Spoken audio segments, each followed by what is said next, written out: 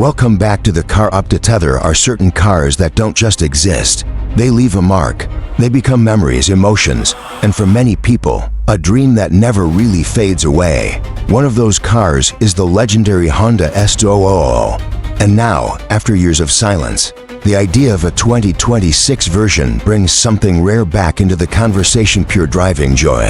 When you first look at the 2026 Honda S2000, it doesn't try to overwhelm you with unnecessary aggression or overstyling. Instead, it feels clean, sharp, and focused, just like the original philosophy behind the S2000 name.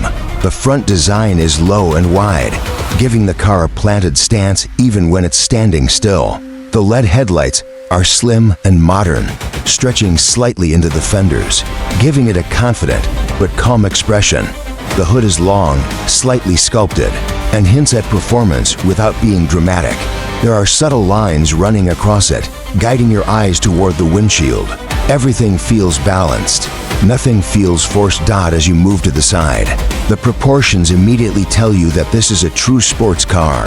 The short overhangs, the long hood, and the compact rear create a perfect roadster silhouette.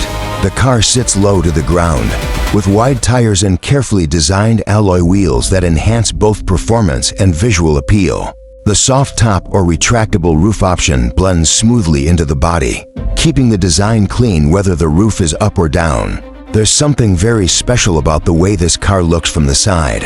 It feels light, it feels agile, it feels like it's meant to be driven, not just admired. At the rear, the 2026 S2000 carries a modern but simple design language.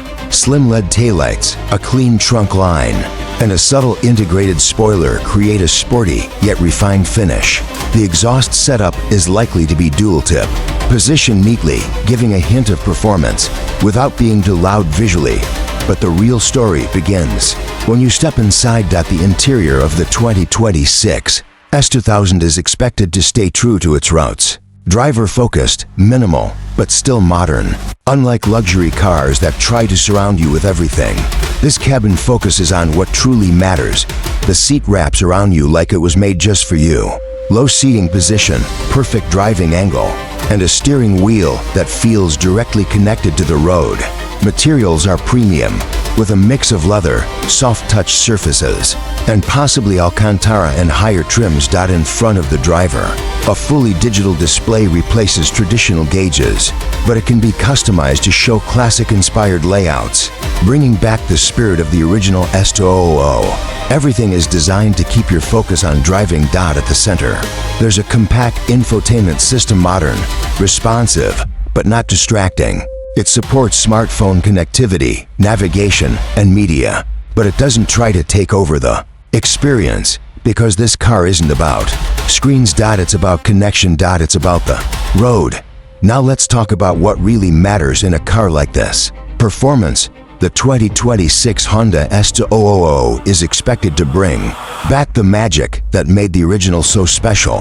While exact specs may vary, there are strong expectations that it could feature a turbocharged four-cylinder engine, possibly inspired by performance models from Honda's current lineup.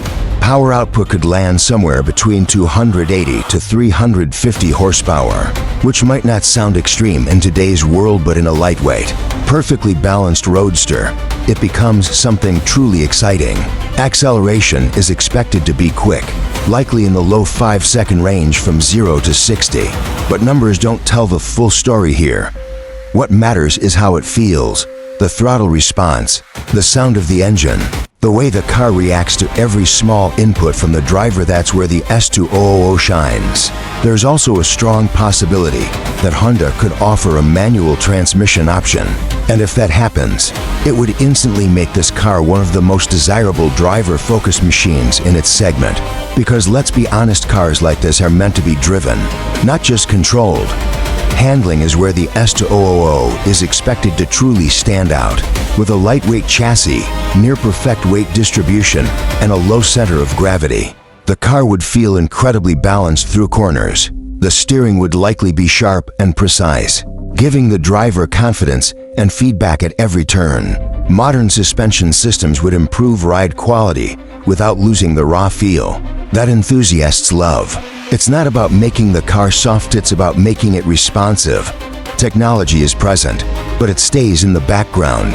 Safety features like lane assist, emergency braking, and stability control are expected, but they won't interfere with the driving experience unless needed.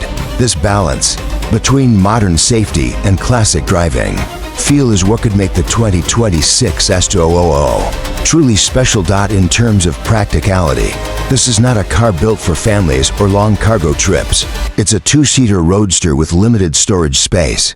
But again, that's not the purpose. This car is about moments, late-night drives, open roads, the sound of the engine echoing through empty streets, and the feeling of being completely connected to the machine. When it comes to pricing, the 2026 Honda S2000 is expected to sit in the premium sports car segment, but still remain relatively accessible compared to high-end performance cars. The starting price could be somewhere around $40,000 to $50,000, with higher trims reaching closer to $60,000 depending on features and performance upgrades.